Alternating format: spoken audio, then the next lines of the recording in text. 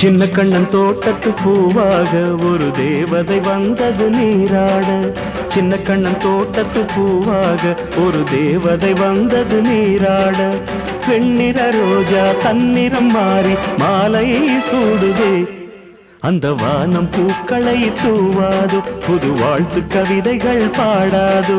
சின்ன கண்ணன் தோட்டத்து பூவாக ஒரு தேவதை வந்தது நீராட. வெண்ணிற ரோஜா தன்னிறம் மாறி மாலையை சூடுதே.